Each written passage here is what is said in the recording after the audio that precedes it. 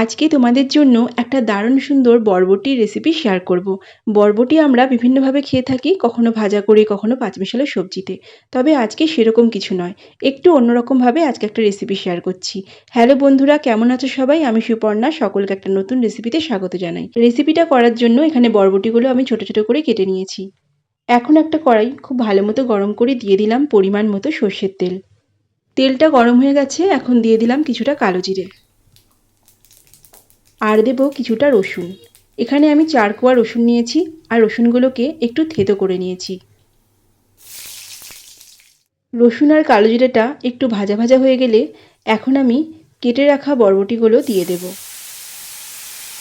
আর সাথে দিলাম দুটো কাঁচা লঙ্কা, মাঝখান থেকে ফাটিয়ে দিয়ে দিলাম। ঝালটা অবশ্যই তোমরা তোমাদের ইচ্ছা মতো দেবে। এখন পরিমাণ মতো নুন দিয়ে দিলাম, আর খুব সামান্য পরিমাণ হলুদ। এরপর ভালো করে নেড়েচেড়ে একটু ভাজা ভাজা করে নেব। এই রেসিপিটা আমার কাকিমার কাছ থেকে শেখা। কাকিমা একদিন করে খাইয়েছিল, আর খেতে এত ভালো লেগেছিল যে আমি রেসিপিটাও শুনে নিয়েছিলাম। আর আজকে রেসিপিটা তোমাদের সাথেও শেয়ার করছি।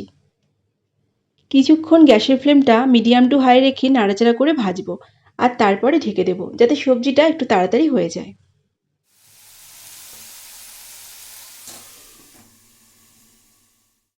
বরবটিটা সম্পূর্ণ ভাজা ভাজা হয়ে গেছে।